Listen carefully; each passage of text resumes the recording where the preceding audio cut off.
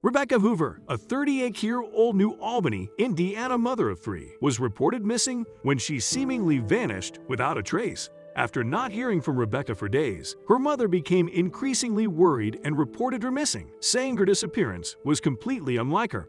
Although Rebecca had marital problems, her mother knew that even if Rebecca had left her husband, she wouldn't have left her children behind.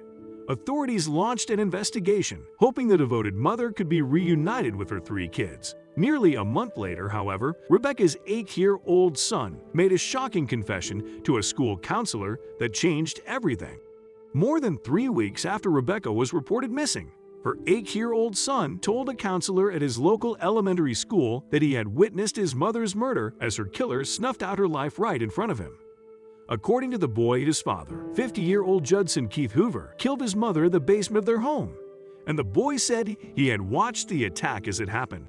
Authorities were called, and the boy described to police in graphic detail what he had witnessed weeks earlier. Around the time his mother was reported missing, the Courier-Journal reported, according to the boy, he saw his father stomp his mother in the head 20 times, wearing black boots, while she was lying on the ground next to a black refrigerator in the basement, the probable cause affidavit said.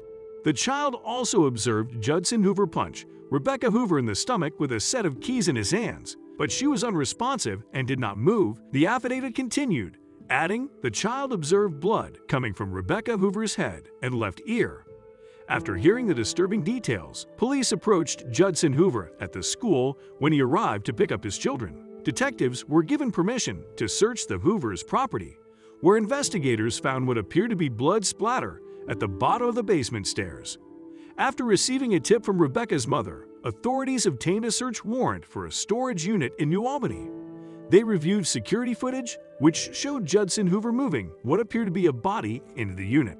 Judson Hoover later pleaded guilty, telling the judge that he'd strangled his wife to death before initially leaving her in the basement. However, her autopsy report painted a different picture.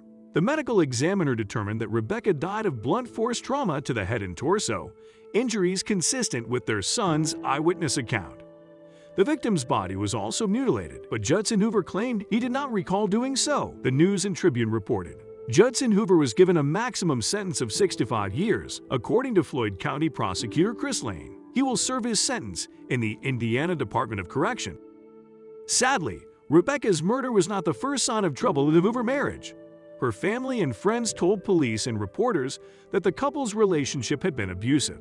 In addition, Judson Hoover had been arrested and charged with a Level 6 felony for domestic battery in the presence of a minor and a Level 6 felony for strangulation just 4 months prior to his wife's disappearance. According to court records, Rebecca had tried to get her husband to leave the house, at which point he took her cell phone, knocked her to the ground, and began kicking her in the face and neck. Eerily similar to the incident that later led to her death, Judson Hoover allegedly stomped Rebecca about 15 to 20 times, all in front of the couple's 3 children. Rebecca also advised Judson use his feet to apply pressure to Rebecca's neck, and she could not breathe, the arrest affidavit said. That day, Rebecca was rescued by the same son who, 4 months later, would witness her murder. The 8-year-old boy was able to flee to a neighbor's home, where he got the neighbor to call 911, according to Fox 23. Unfortunately, he was unable to save his mom a second time. Although there was previously a no-contact order against Judson Hoover following the domestic violence case, no order was in place at the time of Rebecca Hoover's death. After Judson was released on bail, the abusive relationship resumed. Hopefully, Rebecca's tragic death can serve a purpose. This case is a brutal reminder of how domestic violence in the home can lead to tragedy, Prosecutor Lane explained. The strong sentence, in this case, is justified for the violent manner in which Ms. Hoover was taken from her family and her children and the attempts by the perpetrator to cover up his crime. We couldn't agree more with the prosecutor's sentiments, and we can only hope Rebecca Hoover's story motivates others who are in abusive situations to seek help and get away from their abuser before it's too late.